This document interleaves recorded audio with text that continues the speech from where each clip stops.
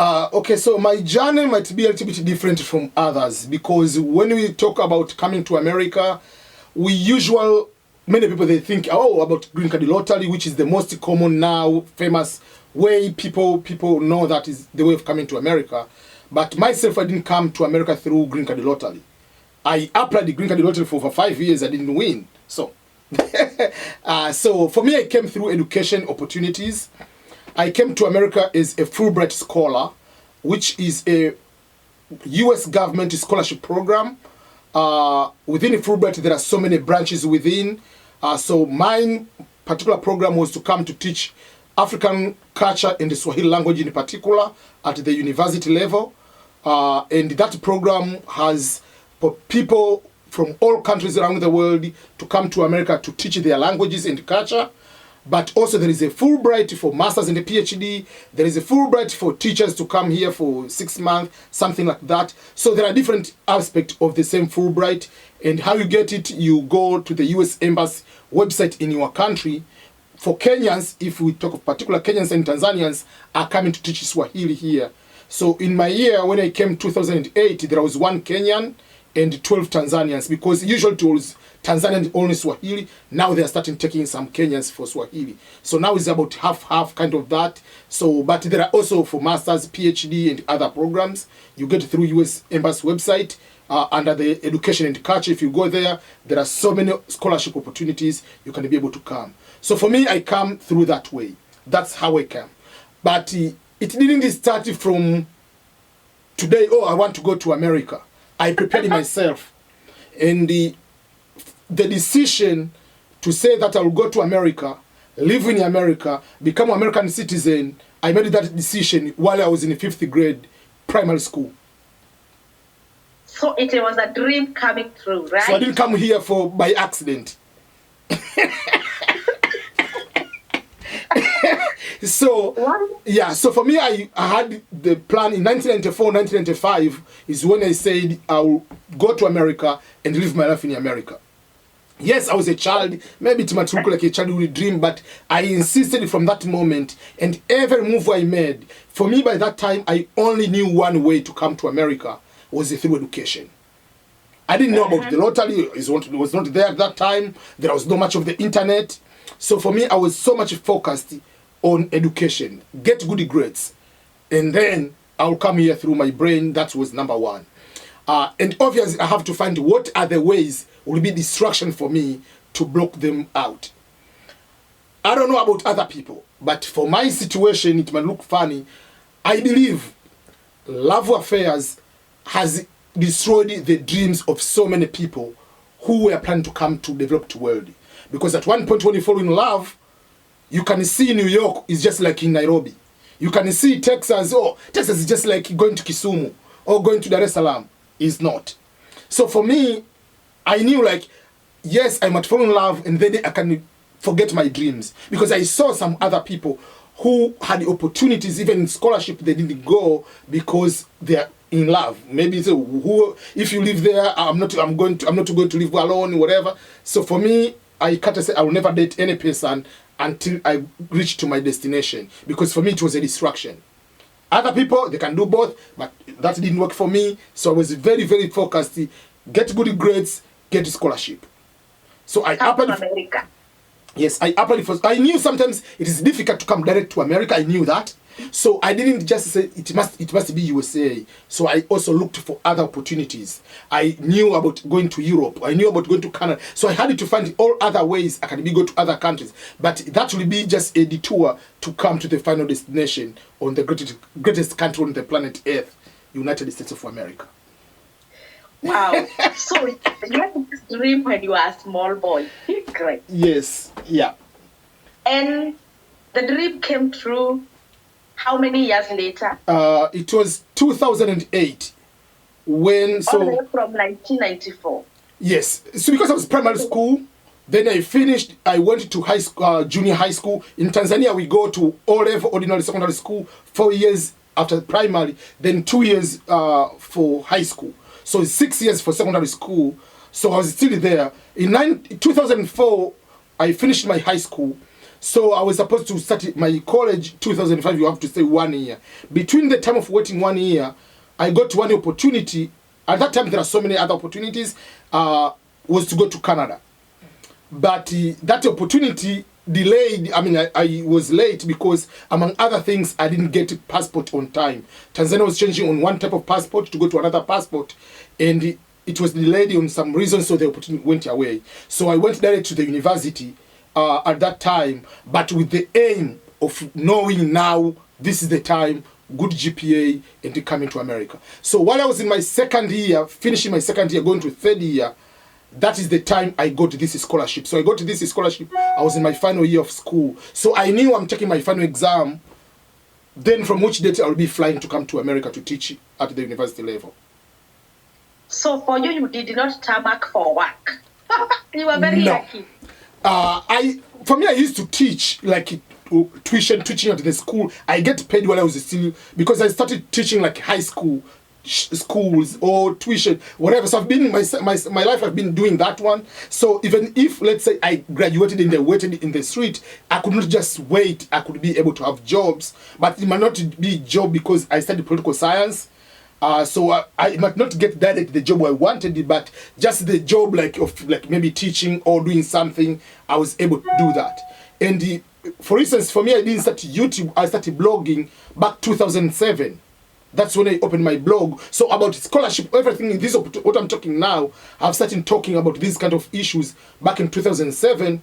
But many people didn't believe it because they say, if it's true, why are you still here? So it is a challenge for others to believe sometimes on you while you are there. But for you, you had hope, right? Yes. Yeah. And you are saying this one, it is possible, and I will go to America. Yes. And then you landed to America. Yes. Now, tell us about America at first. How was it?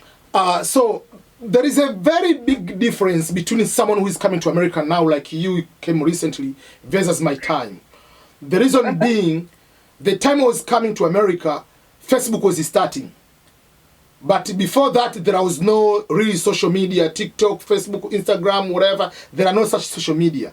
So the accessibility of knowing what is going on is either you have to email someone, or if it's a chat, you have to do the Yahoo Messenger chat, or back in the time of MySpace or High Five. It was back in the day. So there was not much of connection like right now. At the time I was coming, the nature of the development and the exposure, these nice 5-star hotel Western culture were not a lot, especially in East Africa. You cannot find a burger, you cannot find maybe pizza. There are no such kind of things. There is no, yes, there are these nice hotels, but you could never access to those hotels. But now, any person can decide, oh, let me go to stay today. I can go to stay 2 days in the hotel, even a college student. But the amount of money I could pay to go to sleep 1 day in the hotel, Kilimanjaro Hotel or Kempiski back in the day, it is my entire food allowance for the entire semester. So obviously I will not be able to do that. So the time was coming, there was I didn't have much of the exposure about the level of technology or the accessibility of most of the Western food or the accessibility of just being in the nice hotels, kind of that. And I've never been to any type of flight at that particular time. Different from now, people, you can fly from Nairobi to Meru, 1 hour, you just drive there for 50 minutes. It's just affordable for other people. So you get used to that. So I want to give that, like, there is that kind of difference. So my first exposure into American culture was a little bit different. And it might look like a different, but the principle, which I'm going to explain, it doesn't matter whether you came at that time or you come at this time. There are certain things you have to make sure that you understand. So for instance, as I said, like, number one, when I came, there was not much exposure of that nature. So I came through education opportunity. It's not as a student, you come as a faculty. So you're coming to teach at the university. So you cannot just, like, certain things you have to pretend you know them, because you are just already, you are here in the US, they call it professor. So that is another challenge on one or another. So you cannot be a professor and your intelligence cannot be, even a 2-year-old can be able to know most of the American things than you. So there are certain things you have to pretend, kind of that. So the funny part, the first cultural shock, because I flew from Dar es Salaam, Zurich, Los Angeles, California. After an hour, whatever, 2-3 hours, then San Francisco at Stanford University. We were there for 1 week. So all Fulbrighters were just like 25 people, different countries from Africa. So we just arrived in the evening. So in the morning, so there are some Nigerians from other countries. So we started talking. How did you take shower?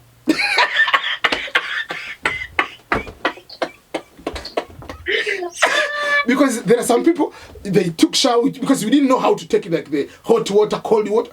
That's the problem. But now it's easy if you come now. So like someone, oh, I just used a cup and they just another, oh, it was so hot you cannot regulate it. Someone, I use cold water. So there are certain things we take like those one. So that was like the first initiation. In California, it's seamless. This is California. Then from there I moved it to West Virginia. So where I was there for 1 year. So one of the biggest shock, yes, someone can tell you, but it's difficult to believe if you're in Africa, to believe that Americans, especially white people, are poor. And there are some, they cannot even have shoes. There is extremely poverty, people cannot believe it. And I was in the state which among there are 50 states in America, the bottom 3, 4, 5 states, one among is West Virginia. So I was in that state. So you give 25 cents to a homeless person, is saying, thank you, sir. I mean, it is a relief, but it's sad. But for me, I look like, you are American. If whenever you come to Africa, how people respect you. And do you know the opportunities you might have if you go overseas? And you speak like English and you went to school like some people. But it's so challenging. So for me, that was the culture shock. It took longer to come to adjust, to understand, like, okay, the extent of capitalism is so hard.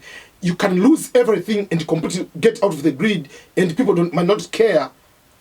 So that it took longer to adjust on that particular aspect. But the key issue for me, I didn't lose the focus because it was 1 year scholarship. What next after 1 year scholarship? I already told people 2 things. Pregnancy is 9 months. That's number 1. If I'm going back to Africa, we have to learn from Barack Obama Sr. He went to Africa and left a president here. So you never know. So that will be one number. If I'm going to Africa, I have to have that option. Or I have to find a way to stay in America. Legal ways. I don't want to tell people, oh, if I'm here, then you can just to go back, get into the train, move to another. No. There are legal ways you can be able to find. For me, it was through school. So I had to apply over 25 schools just to be a guarantee that I will stay here. So that's or just like my initial lifestyle of America.